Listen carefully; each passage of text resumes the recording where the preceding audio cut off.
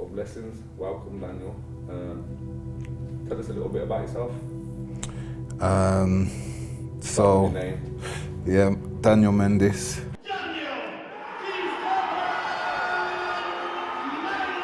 And Mendes, as calm as he was earlier, is now showing the emotion of winning. Yeah. He's going to be presented with that belt.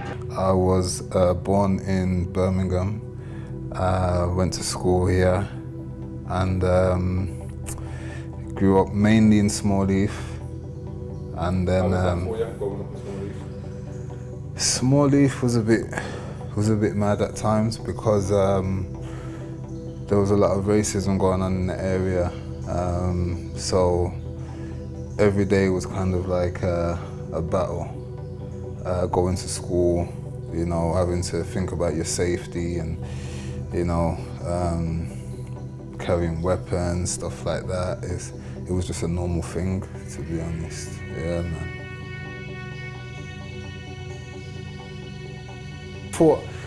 I admired my PE teacher a lot at Waverley, Mr. Berger, and a part of me wanted to be a PE teacher, but at that moment in life, I wasn't doing anything about it. Sports has always been something. Yeah, I was that always is on at the back of sports. your head is something that you've Yeah, always kind of I was in like the football team, basketball team. I was the fastest runner in the school, so I've always been pretty sporty. Yeah. So again, I was still thinking about teaching. I thought, you know what, I could be a PE teacher if I get this degree. It should be okay. But then there was a boxing club on campus.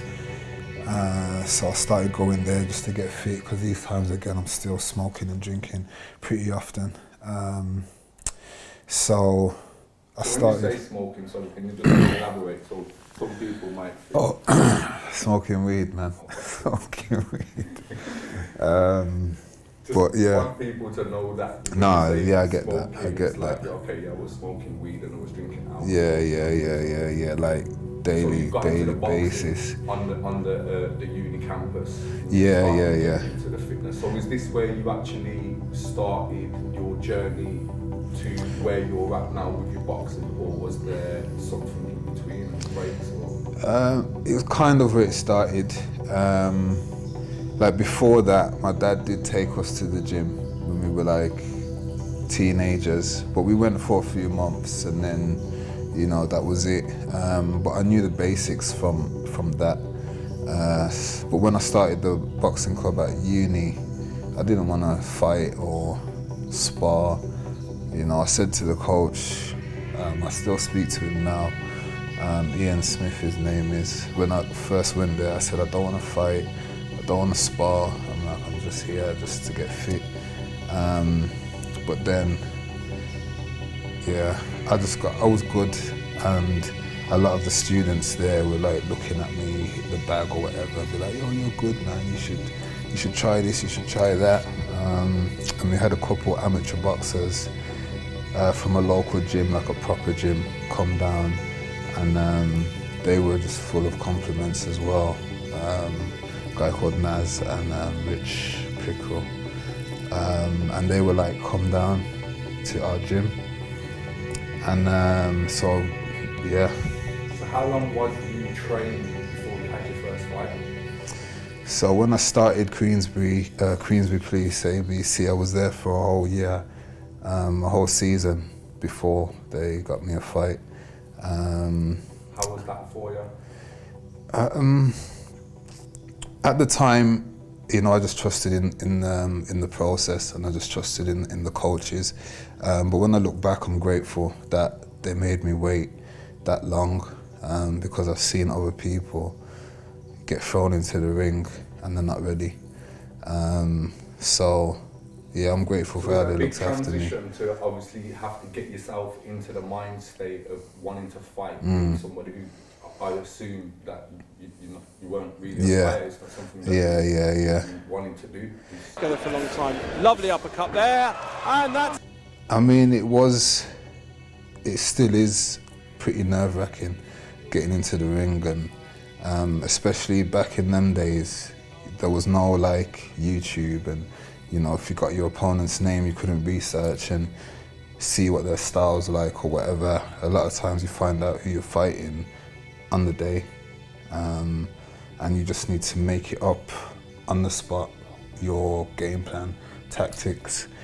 But yeah, I was there for a whole year, and then they got me 3 fights in 3 weeks. So it was just bang, bang, bang, one after the next. Did you win those fights? Yeah, I won those first 3. How did that make you feel? I mean, my amateur debut was a big day because there was a lot of people there that knew what I used to be like and knew, you know, my old weed habits and drinking habits. They was aware of that, and it was like a transition. You know, I'd not smoked for about a year at this point, and you know, my family was there, you know, my brothers. It was a good day. It was a good day, and one of my favorite days, I must say, yeah, because it's something I'd worked hard for, made a lot of sacrifices, and I got the result that I wanted. How long have you been a professional now? I turned pro in 2015. So how was that for you? That obviously now it's gone from being a hobby and now Yeah. it's like you're an actual professional. Was Yeah. there a big transition in your lifestyle? Yeah. In the way that people approached you, and how was that? I mean, when I reflect on things, I do take pride in because I remember having, you know, fights in the school playgrounds, fighting on the street, you know, drunken brawls and stuff like that, and I feel like for me to go from that to being a professional fighter now, where, you know, I'm doing things properly and people are paying to come and watch me perform. Do you feel you have a responsibility being a professional now? Yeah, definitely. Not just with the boxing, but in how I live my life as well. I feel like, you know, I mean, I'm not superstar status, but there are people that do look at me and see what I'm doing, especially with my day job as well. So I do need to keep an eye on my lifestyle, social media, what I put up, what I represent and stand by. In some cases, like, it has positives and negatives. You know, a lot of people show me love and support. Some people I've never even met in the flesh, but they support me and they're watching what I'm doing. So I do appreciate that. But at the same time, it's like I can't. Like, with social media, I don't put nothing too personal up there in terms of like my family life and things like that. It's just boxing and poetry, and those who know me on a personal level, they know me on a personal level, and that's that. You get what I mean? What if you had any advice that you could give to an aspiring boxer? Yeah. What would it be? I'd say just be prepared for sacrifices, and you know, you do have to take the rough with the smooth. There's gonna be good days and bad days. There's gonna be people that don't understand the sacrifices that you're making. You know, you're gonna have to deal with a lot of demons within yourself at the same time. But yeah, just to work through those tough times and give 100%. You know, for me, it's like the worst thing is to step in the ring or any competition and you know you haven't prepared 100%. It's like you're not doing yourself any favors, and especially in a sport like boxing, you're putting yourself in a dangerous situation if you haven't prepared properly. Okay. So you mentioned poetry, and Yeah. as we can see, you've recently had a book published. Yeah. So I'd just like to say congratulations on that. Like, that's a big achievement. Yeah, thank you. Obviously, knowing you and growing up with you and being able to see that, like, Yeah. it's a proud moment for me also. So tell us a little bit about the book.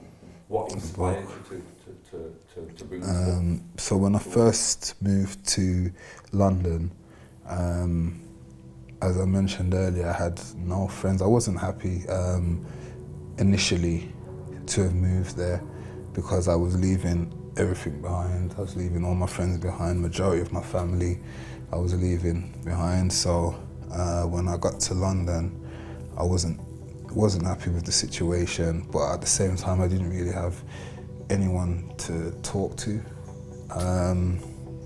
So I just got a pen and paper and I just started writing, and like my first poem was just like F this, F that, and I want to do this, I want to do that, and it was just venting, just anger, aggression, I was just kind of frustrated with, you know, my situation at the time.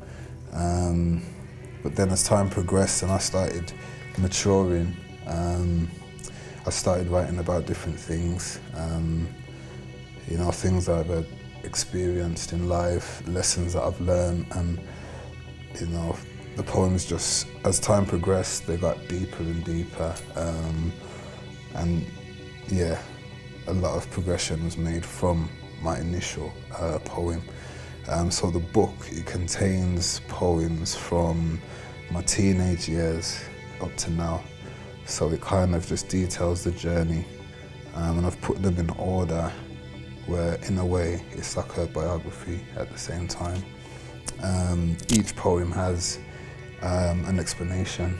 I call it Behind the Lines, where I explain where I was at that time mentally, how the poem came about, you know, just my thoughts behind the poem, and just to help explain, you know, because some of the poems can be a bit tricky in terms of what am I talking about. So I just like to make it clear, you know, and not leave any doubt or misinterpretation.